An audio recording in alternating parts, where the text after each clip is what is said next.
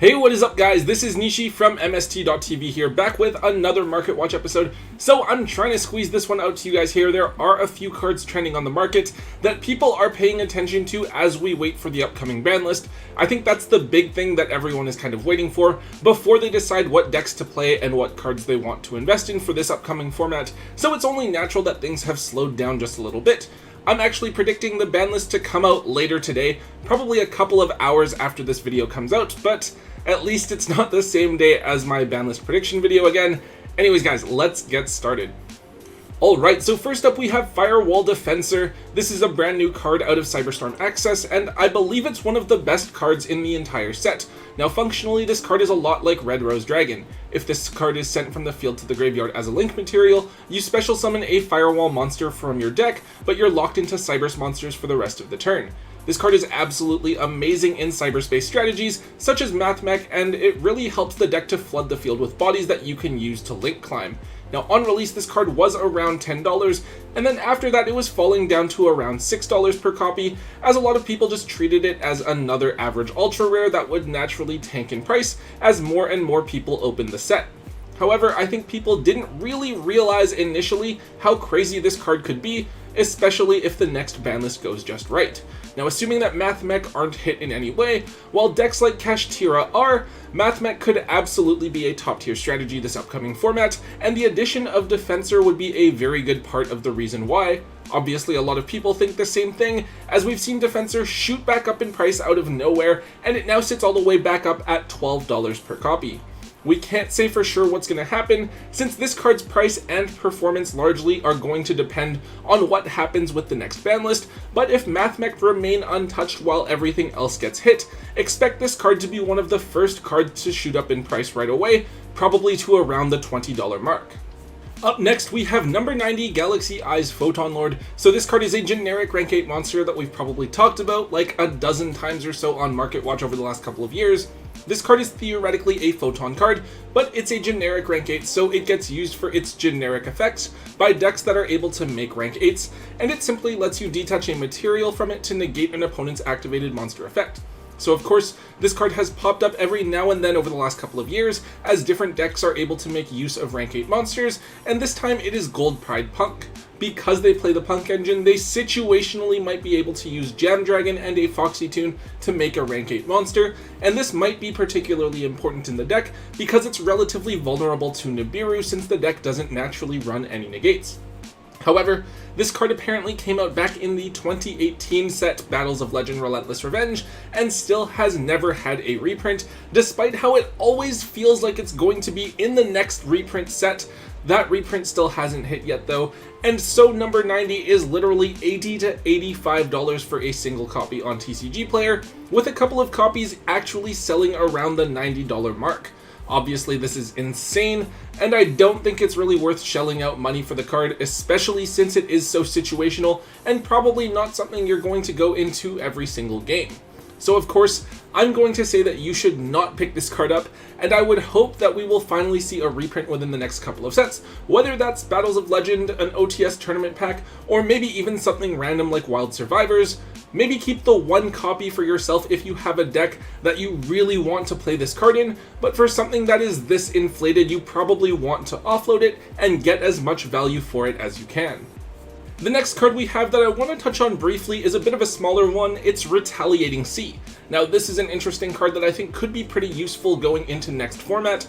When your opponent uses a spell card that special summons a monster, you can special summon this card from your hand, and it's basically like a walking macrocosmos. So against Pearly, you can drop this when they activate a quick play spell card to special summon a monster from their deck, and your opponent's discard fodder is then banished. If it's a Snow or a Rainbow Bridge of Salvation, they won't get that additional search effect.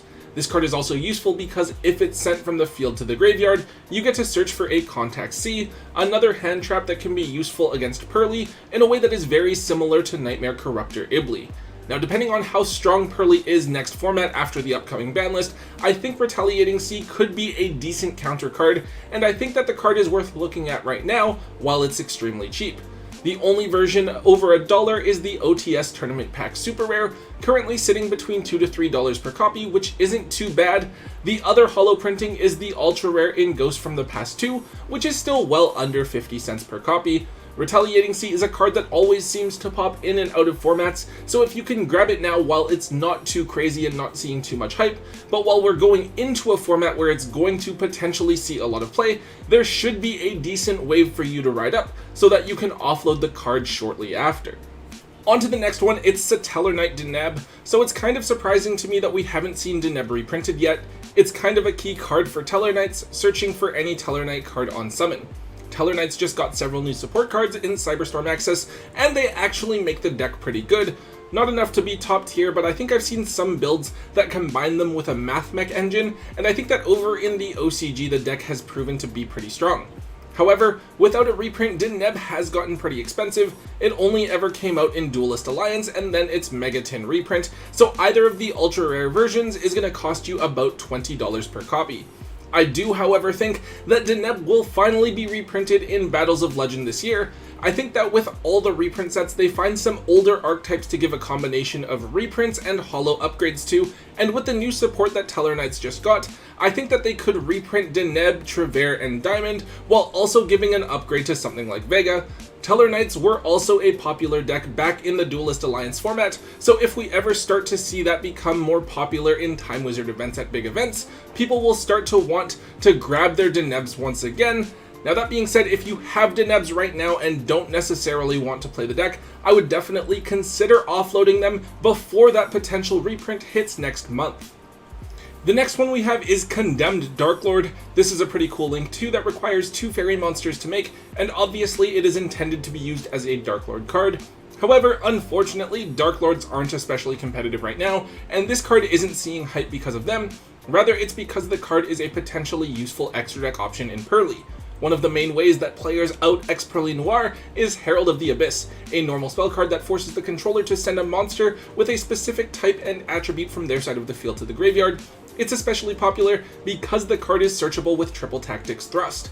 However, Condemned Dark Lord happens to be something that you can make in Pearly with enough bodies, and it has the same type and attribute as Noir.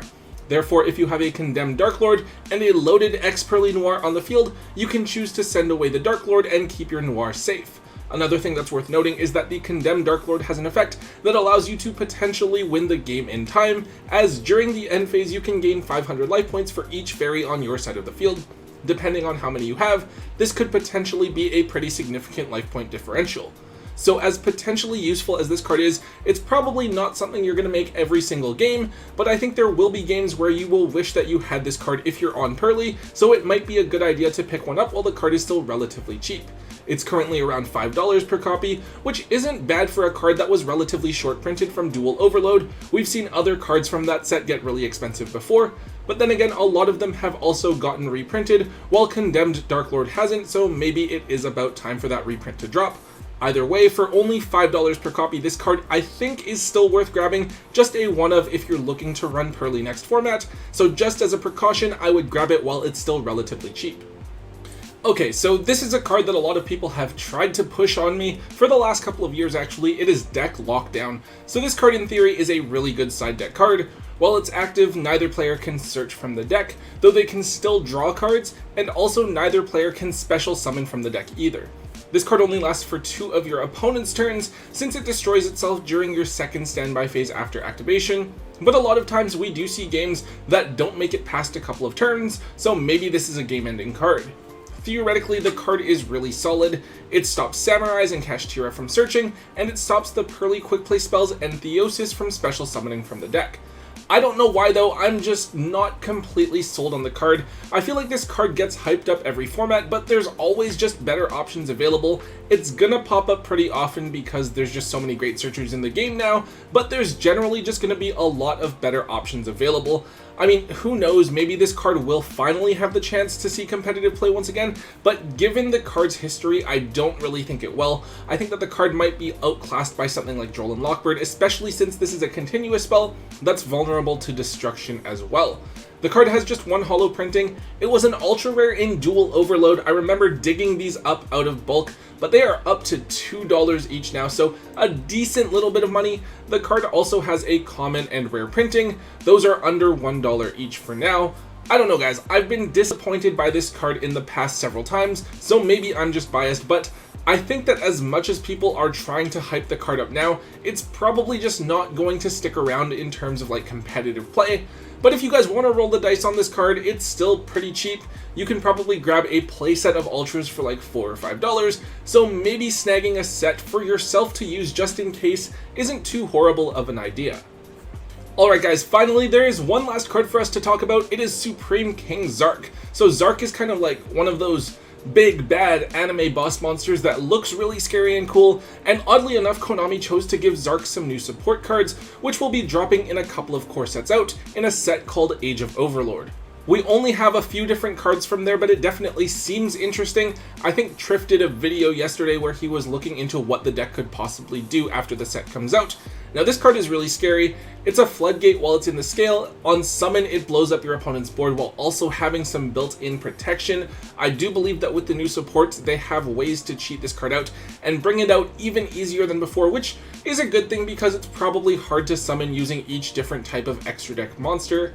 Now, I'm not going to dwell too much on what this card does, but it's worth noting that the card is a bit more expensive now, especially since the card was barely worth $1 before. In fact, I remember this card being one of the worst feelings to pull as a secret rare from Maximum Crisis when you were hunting for Ash Blossoms. However, the card is between $5 and $10 now for either secret rare printing, either the original or the Mega Tin reprint. The card also did get a common printing, but of course this is a big boss monster, and if you're playing it, you definitely want to be playing with a holo version at least where possible. So while we don't know exactly how good the Zark stuff is going to be exactly, I'm going to make a way too early prediction and guess that Zark is going to be the 5th Starlight Rare when Age of Overlord comes out here in the TCG. For now, if you guys do have these somewhere in your holo bulk, definitely dig them on out and keep them in your trade binders because people might finally be looking around for them. Alright guys, that is it for today's episode. A couple of weird ones here, but yeah, as I already mentioned, I do think that we are all just waiting for the next ban list to spice things up, or maybe in the time that you've watched this video, the ban list has actually dropped. I don't know. I think it's gonna come out on today, which is Tuesday. Let me know in the comment section if it is. Anyways, guys, if you did enjoy today's Market Watch, make sure that you guys hit that thumbs up button and let me know. Also, make sure that if you haven't already, do subscribe to MST.TV for all of the latest and greatest content from both Tombox and myself. And until next time, guys, don't forget to hold on to your MST.TV.